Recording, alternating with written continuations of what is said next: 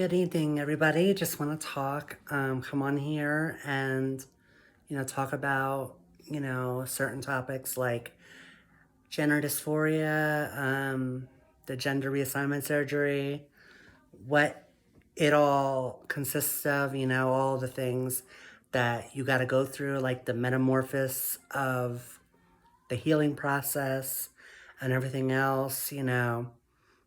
I didn't have it easy healing or anything. It went through a full metamorphosis. It took a year for everything to look normal and, you know, ev- all the swelling and all of the scars, the scarring to go away and everything. I mean, even now it's still, you know, doing a metamorphosis. It's going to take a while. I'm only a year and some odd months post-op, but each day it gets better and better. Um, so I've been dealing with this COVID thing. I haven't been going anywhere. I ended up getting a cat, a real cute cat. Her name is Darla. I love her dearly. Um, she's one of my sweethearts. I love her. Um, I don't know where the pounce is. I was actually gonna I was actually gonna have my cat come, but I don't know where the pounce is, so but anyway, I'm just taking it day by day, just trying to just overcome everything I went through, like my bad breakup that I went through, um, where the guy ripped my heart out and like really broke my heart. Um, he wasn't with me for the right reasons, and my head wasn't together. So both of us should have stayed single. You know, we both moved on. I miss him and I still love him and all that. But I realized that, you know, just it's not gonna work out. And I had to get through that. I had to get over it. I did a lot of growing up since then. Since my relapse and everything. Taking it day by day. I have a new sponsor. I'm doing everything I need to do. I've been getting out. I've been back to doing my makeup, you know, back to like performing, getting into performing again, but doing it slowly, you know, because of COVID. I do not want COVID again. I had that in November. Actually, Thanksgiving is when I had it because that's when I started feeling really sick. But I'm waiting to get the COVID vaccine. I'm hoping that happens soon because I just want to get it nipped in the bud. You know what I mean? But I'm just like, I'm grateful I'm alive. I'm grateful I have good people in my corner. I still deal with the negativity and people talking bad about me and, put me down and, just spreading lies about me that aren't true. And, you know, people really don't know, it's their word against others. And, yeah, granted, I never said I was perfect and I don't ever claim to be perfect. I'm just trying to be the best version of myself. Um, I'm trying to get everything together. I started going on Bigo. Um, I want to get myself a fan base. I want to share my story. I did a documentary on my life and the things that I went through as a child, um, and things that I endured, like the bullying and everything else. how I overcame a bad heroin addiction. When I say I relapsed of alcohol and stuff. Like, it wasn't,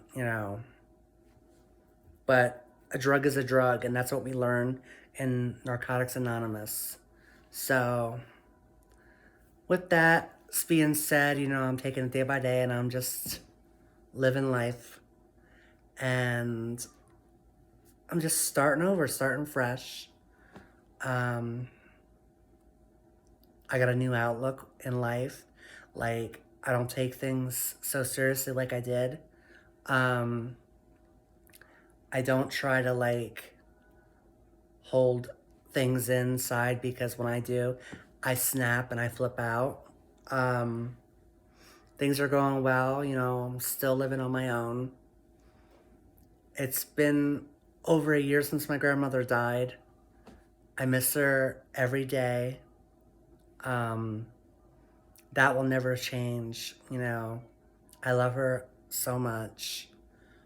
Like, I'll never stop loving that woman. She's really been played a big part of my life, and my supporter, and somebody that's like loved me unconditionally through everything, all of my ups and downs. And, you know, I'm eternally grateful to have such a loving person in my life, and to defend me against my dad and the things my dad said to me growing up. He wasn't very nice, but his dad wasn't very nice, so I can't really hate him, you know. I feel sorry for him, you know. He'll never get to know such a good person that I am. Like, you know what I mean? Like, yeah, granted, I am a trans person, and, I went and had my gender reassignment surgery last year and everything else. You know, I mean, I didn't choose this life, but I made the decision to get the gender reassignment surgery, along with getting my breasts done 2 years ago. But, you know, um, it is what it is. I'm still the same person. I still got the same heart, and I'm just trying to just make it make it in this world, and just overcome all the hurt and pain I went through. And it's hard. There's days I don't even want to get up out of bed. I don't even want to, like, go on with life. There's times that I just don't want to wake up. Let's keep it real. There's times I thought about suicide. I thought about, just ending my life. But that would just basically be giving up. And I don't really want to give up. I want to keep on striving to be the best I could possibly be. And I just got to keep persevering. I got to push through all the heartache and all the pain. You know, I miss my ex. I miss him. I love him. I fell in love with that man, and he broke my heart. And yeah, I feel I'm a lot better today, but it still hurts, because the way it ended it was really fucked up on what he did to me. You know, and I still carry the scars of that, and how it went down, and the things that were said and everything. Just really been through a lot of shit, and I've allowed men to treat me any old kind of way. Um, I'm better with that, I'm not in a relationship. I'm not even talking to any guys right now, because I'm trying to, like, get better with myself and love myself a lot more, and not, you know, put up with these men. I'll go back to dating, once I heal, and once, I start getting more involved with my NA again. Right now, I just really just need to focus on my recovery first and foremost, you know? And that's basically it. because without recovery, I'm a mess. Um, I just really so badly just want to like just continue to live my life, you know, as true as I could possibly do it. Um, I want to, I really want to find true love and true happiness and find love from within and just continue to just do the right thing. And, I thank God because without my faith in God, I don't think I would be here right now. Because I'm telling you, it's a struggle. Depression, bipolar disorder, anxiety, PTSD. I suffer from all of them. So it's really not that easy. Come here, Darla. Come on. Come on, baby. Come on. Come on. Here's my cat. Miss Darla. Say hi, baby. This is my little girl. I love her so much. I love you. I love you, sweetheart. I love her. Say hi, Darla. Hi. It's my baby. She makes me so happy. I love this cat so much. I love her. She's my little girl. She brings joy to me. I have something that will love me unconditionally, and it feels good. I finally got myself a beautiful kitty cat, someone I love. But every day is a new day, and I'm working on myself, and I'm not gonna let nobody stop me from being the person that I am, the beautiful woman, strong woman that I am. And sticks and stones can break my bones, but names will never hurt me. That's all they are, is names, and I gotta remember that. Because I know I'm a good person, and I know that I deserve love. I know that I deserve happiness. I know in my heart that I am a very caring, loving person with a good heart. I just been messed with my whole life that sometimes it's hard to see when somebody's being genuine. And I just gotta look from deep within and just know that not all people are bad. Not everybody wants to hurt me. Not everybody wants to break my heart. Growing up, I thought everybody wanted to see me cry. Everybody wanted to see my scars and see me hurting inside.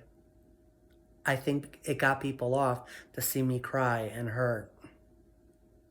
And my gram was always there for me to cry in her arms and, tell me that I'm beautiful and it doesn't matter what I choose to do in life, that she'll always support me and she'll always love me. And when she died, a part of me died. Like I lost myself for a while. And I know that my grandmother would not want to see me do that. I know it. I miss that woman with all my heart and soul. I love her. I know she's in heaven, and I know that she's smiling down. Your granddaughter's doing good, Graham. Your granddaughter's overcoming a lot in her life, and your granddaughter is definitely gonna keep going for you. I love you so much, Graham. I love you, Graham, so much. Rest in peace, Graham. I love you.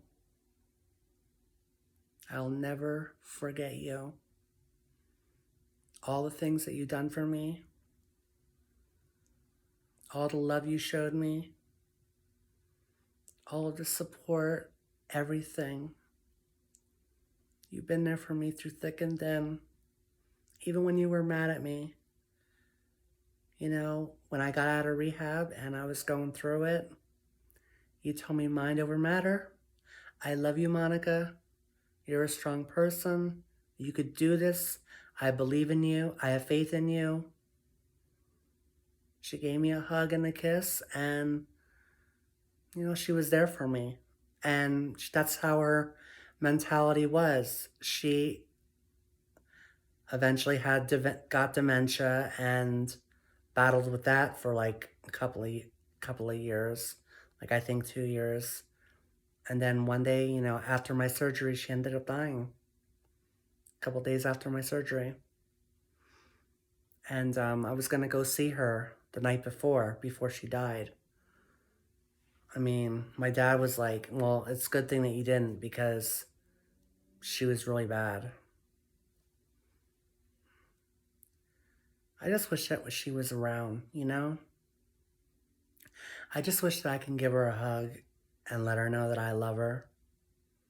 Just give her the most biggest hug in the world. And just, tell her that I love her so much and that nobody will ever compare to her. And if it wasn't for my grandmother, I wouldn't be here because I had my heart broken so much. And, you know, my grandmother made me laugh. She was nice. She was sweet. Some people were like, my dad told me how my aunts and stuff didn't like my grandma. They hated her. They couldn't stand her, because she was real nasty and rotten. I never saw that side of my grandmother. I loved my grandmother so much. I never got loud with her. I never yelled at her when her dementia was bad. That's the key, because you can't be nasty to people that suffer from dementia. First of all, they don't know that they're repeating themselves and stuff. But my grandmother never annoyed me. I loved her, and I never did anything to hurt her. I tried to be there for her through thick and thin, and I never neglected her. I've always told her I loved her. I've always, I tried to pick her up and cook dinner for her, cook meals for her and stuff. She could barely walk up my stairs because she had COPD and stuff. She had breathing problems. She died of congestive heart failure. It was really bad. It was like a nightmare for me when I heard that, because I was just saying to my friend how I hope she gets better so I could have her come over for Thanksgiving. It was really bad. She died November 21st last year. But I just really